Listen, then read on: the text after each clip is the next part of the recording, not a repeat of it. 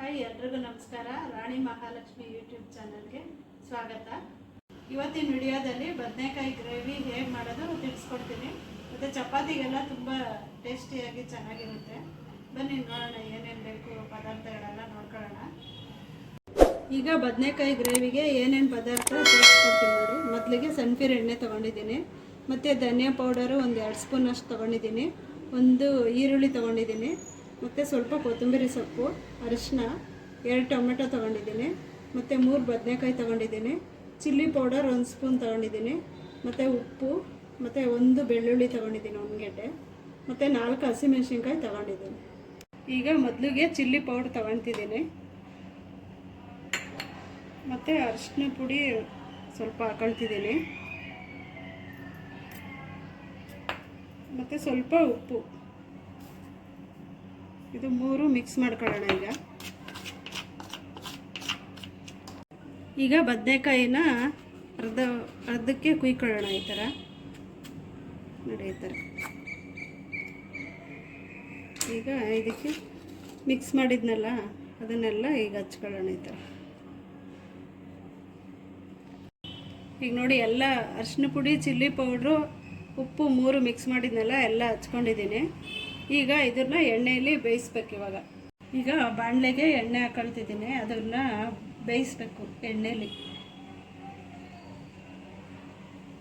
3 ಸ್ಪೂನಷ್ಟು ಎಣ್ಣೆ ಹಾಕ್ಕೊಂಡಿದ್ದೀನಿ. ಈಗ ಒಂದೊಂದೇ ಬದನೆಕಾಯಿ ಬೇಯಿಸ್ಕೊಳ್ಳೋಣ ಇಟ್ಬಿಟ್ಟು ಇದ್ರೊಳಗೆ. ನೋಡಿ, ಈ ಥರ ಬದನೆಕಾಯಿನ ಎಲ್ಲ ಬೇಯಿಸ್ಕೋಬೇಕು ಎಣ್ಣೆಯಲ್ಲಿ. 2 ಕಡೆಯೂ ತಿರುಗಿಸಿ ಬೇಯಿಸ್ಕೋಬೇಕು.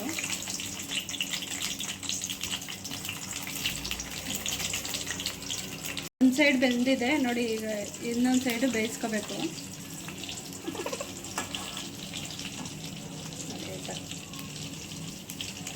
ಈ ಥರ ಎಲ್ಲ ತಿರುಗಿಸ್ಕೊಂಡು ಬೇಯಿಸ್ಕೋಬೇಕು. ಈಗ ಈ ಥರ 2 ಕಡೆನೂ ಬೇಯಲಿ. ನೋಡಿ, ಇದು ಬೆಂದಿದೆ, ಇದು ಸೈಡ್ಗೆ ಎತ್ತಿಟ್ಕೊಳ್ಳೋಣ. ಇದು ಈಗ ಎಣ್ಣೆ ಹಾಕೊಳ್ಳೋಣ. ತಿರ್ಗಾ ಒಗ್ಗರಣೆಗೆ ಈರುಳ್ಳಿ, ಬೆಳ್ಳುಳ್ಳಿ, ಟೊಮೆಟೊ ಎಲ್ಲ ಹಾಕ್ಬೇಕು.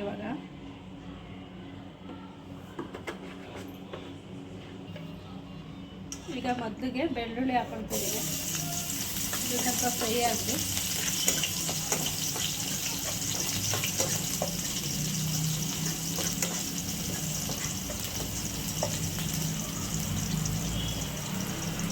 ಈಗ ಈರುಳ್ಳಿ ಹಾಕೊಳ್ತಿದ್ದೀನಿ, ಅದು ಸ್ವಲ್ಪ ಫ್ರೈ ಆಗಲಿ.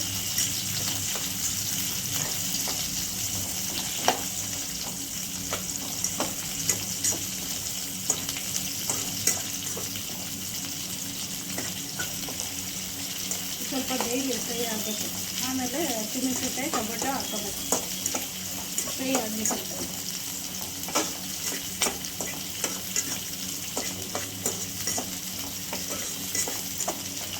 ಹಸಿಮೆಣಸಿನ್ಕಾಯಿ ಹಾಕೊಳ್ತಿದ್ದೀನಿ, ಇದು ಸ್ವಲ್ಪ ಫ್ರೈ ಆಗಲಿ ಎಲ್ಲ.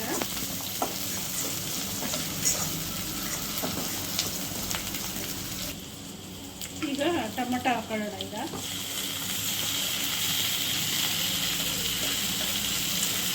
ಅದು ಟೊಮೆಟೊನ ಫ್ರೈ ಆಗಲಿ. ಇದು ಚೆನ್ನಾಗಿ ನೋಡಿ, ಇದು ಟೊಮೆಟೊ ಚೆನ್ನಾಗಿ ಫ್ರೈ ಆಗಲಿ. ನೋಡಿ, ನೀವು ಒಂದ್ಸಲ ಟ್ರೈ ಮಾಡಿ, ಕಮೆಂಟ್ ಮಾಡಿ ಹೇಗಿದೆ ಅಂತ. ನೋಡಿ, ಈಗ ಧನಿಯಾ ಪುಡಿ ಹಾಕೊಳ್ತಿದ್ದೀನಿ.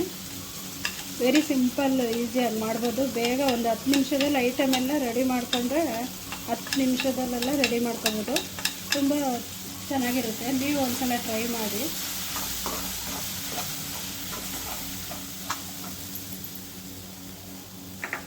ಈಗ ನೀರು ಹಾಕೊಂಡಿದ್ದೀನಿ.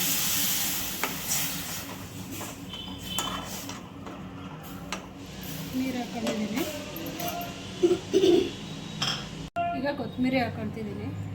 ಎಲ್ಲ ಚೆನ್ನಾಗಿ ಕುದಿಬೇಕು. ಮತ್ತು ಬದನೆಕಾಯಿ ಹಾಕೊಳ್ತಿದ್ದೀನಿ. ಈಗ ಬದನೆಕಾಯಿ ಇದರಲ್ಲಿ ಹಾಕಿ ಬೇಯಿಸ್ಕೋಬೇಕು. ಉಪ್ಪು ಖಾರ ಹಿಡಿಬೇಕಲ್ವಾ ಅಲ್ವಾ. ಇದು ಸ್ವಲ್ಪ ಕುದಿಲಿ. ಈಗ ಸ್ವಲ್ಪ ಉಪ್ಪು ಹಾಕೋಣ. ಮೊದಲು ಹಾಕ್ಕೊಂಡಿದ್ದೀವಿ, ಸ್ವಲ್ಪ ಹಾಕೊಬೇಕು.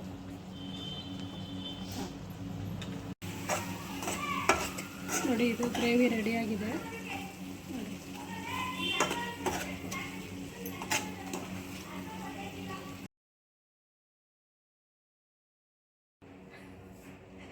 ನೋಡಿ ಬದನೆಕಾಯಿ ಗ್ರೇವಿ ರೆಡಿಯಾಗಿದೆ, ಚಪಾತಿ ರೆಡಿಯಾಗಿದೆ. ನೀವು ಒಂದ್ಸಲ ಟ್ರೈ ಮಾಡಿ ನೋಡಿ, ಚಪಾತಿ ಎಷ್ಟು ಚೆನ್ನಾಗಿ ಬಂದಿದೆ, ಪದ್ರವಾಗಿ ಬಂದಿದೆ ಚಪಾತಿ. ಲೈಕ್ ಮಾಡಿ, ಶೇರ್ ಮಾಡಿ, ಕಮೆಂಟ್ ಮಾಡಿ, ಸಬ್ಸ್ಕ್ರೈಬ್ ಮಾಡಿ, ಬೆಲ್ ಐಕಾನ್ ಪ್ರೆಸ್ ಮಾಡಿ. Thank you.